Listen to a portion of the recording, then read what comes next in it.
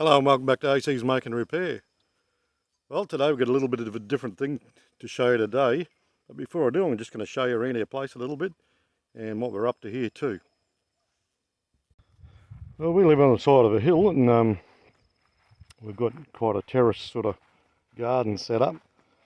And down below our house, we've got a little bit of an orchard happening.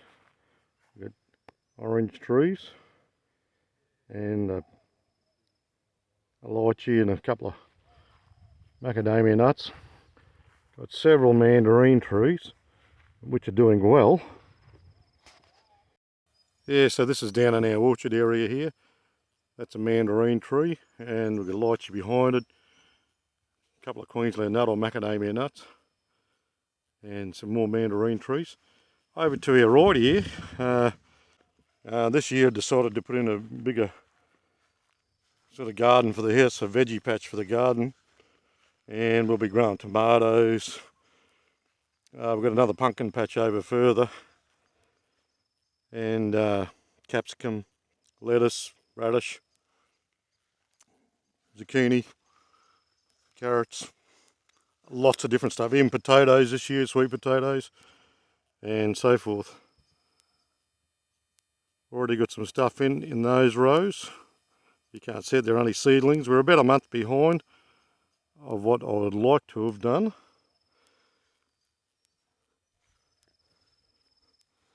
Already got some stuff in up there. I think lettuces and that are up that end. And I just ripped these rows with my tractor. And I've got a small Massport rotary hoe under the cover there that I use just to rotary hoe it up. Never had a garden here before. We had another one just here that didn't actually do too well. We had another one up beside the house too for years that did exceptionally well. It's probably about 1/8 of an acre, I'd say, in size, roughly. I'm just guessing. Quite a large area. It actually turned out to be about 30 metres long by about 20 metres long in all area. So we've got about 7 rows, roughly 28 metres long by about 600 millimetres wide or 2 feet wide. Some of those I will be widening more. Here's just an example of some mandarins on one of our trees. They're that loaded, the branch that it's on is actually bent down and we've actually had to prop it to the ground to save it breaking. But there's probably in excess of 100 mandarins just in that one there. I'll just zoom back. In that branch here, it's absolutely chockers full of mandarins. You can't see them all. Anyhow, I'll get back to the shed and I'll show you what I'm doing for today. So for some time now I've begun to want to make a new camera stand to hold my camera while I'm doing jobs over on benches so it can hover above the bench. I started out with another style which I'll show you now. So I started out with this little tripod here, a little aluminium one, and the legs on it go about 2'6" or 700 millimetres apart roughly, and it had a little holder at the top, clamped the phone because I do all my videoing with the phone, and it did the job, but you couldn't get close enough. You couldn't put it over the top of the job you were doing on a bench, etc. And then somebody gave me this old artist easel which had this frame here at the top, and it used to have some clamps set up so it would hold your artboard. So I took those off and I put this piece of timber in it which extended that arm right out. But the legs on this tripod were pretty big. You can actually narrow them in. At the moment they're about 5 foot apart, but you can narrow them in to about 2'6" apart, and you could hover that over the bench, which was quite good. And on the end I've got this little gimbal set up. It's actually a little setup that buskers use, and it pivots around. It's got this nice little turning thing here, and you can turn it sideways, everything, you know. It's pretty good. I just clamped out on it. They use it, buskers use it, they put their phone on it, and they clamp it to their mic stand, and they read the lyrics on it. Well, I got this from a second-hand shop. It's a really sturdy one, quite good. Had this little microphone set up and the light set up at the top, so I left it on there. And it worked good, but the legs on this one and on that one have always been an issue. So today I'm going to eliminate that. I'm going to make a new stand. I'm going to use a weight at the bottom. In my case, I'm going to use an old vehicle brake drum, and it's going to be a weight, and I'm going to have the same rise and fall up the middle and pivot, and I'm going to use the same little phone stand at the end to pivot everything around for fine tuning that I've done already.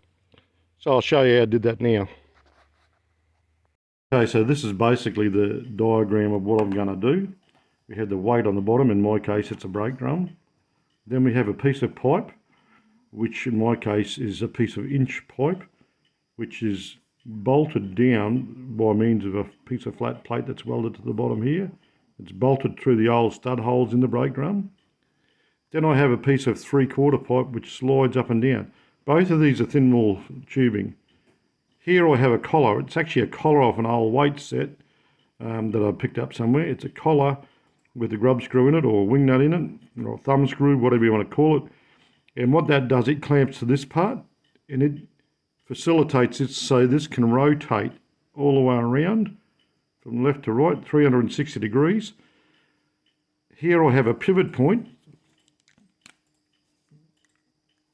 about here, which is there's a bolt. Now on the top of this piece of pipe there's a bit of angle line weld, and there's a piece of flat bar welded to this, which is is a piece of square box tube. I think it's 3/4 box section, which has an internal of about 5/8 of an inch, or 16 millimeters. And this here's a piece of pipe which has an outside of around about the same. It slips actually quite readily through there, but not sloppily. It has a thumb screw in it as well. That piece of pipe extends in and out, and it holds my phone in its little swivelable holder up the top here, the one I showed you before. So it's fully adjustable up and down and rotates 360 degrees, and this is the counterweight for it. I may have to add more weight to that. I will probably put a little D handle, like in the sense of weld a piece of stuff there like that, just to lift it up and down and carry it around. But this will make my job a lot easier because I can just pivot that up and down, lock it off by means of some sort of locking device here with a bolt with a rod on it, and I can just pick it up, carry it around my workshop.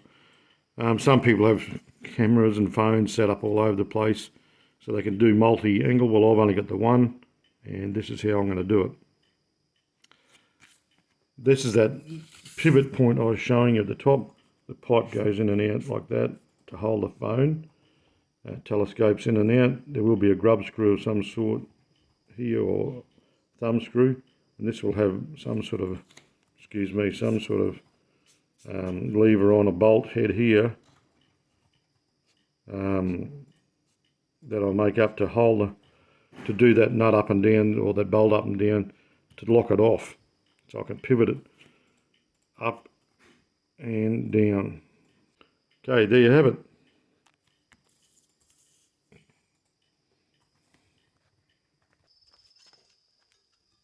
So here I'm just marking out the base plate for the pipe to be welded to.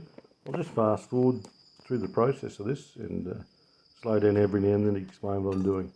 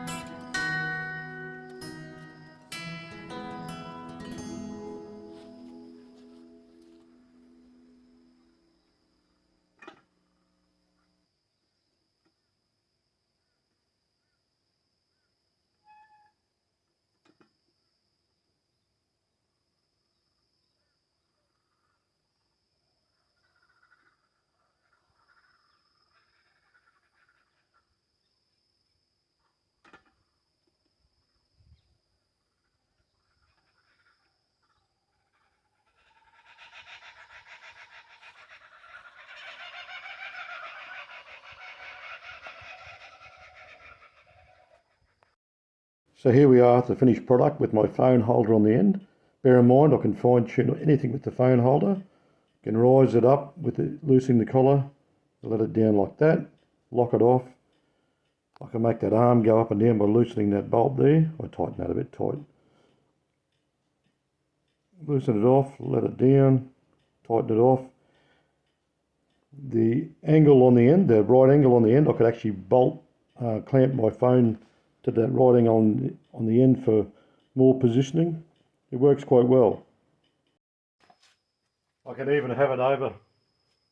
That way I've got all this area here free to work on. I can turn this, just undo that, move that up and down. I can rotate the head of my little gimbal type of thing here. And it works really well. You can even bring it down lower for the job.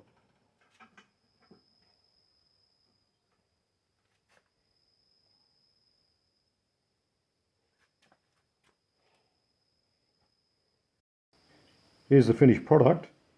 Bear in mind you don't have to just use it for a phone or a camera mount. You could also use it for a cordless magnetic work light. This is the stand after I put some grey primer on some of the welds, etc. The beauty of this stand is the small footprint compared to the tripod footprint. You don't trip over the legs. Rightio, there you have it. Fully adjustable camera stand. Hope it was a help to somebody out there. Just thought I'd show you how I did it. Catch you on the next one. Bye for now.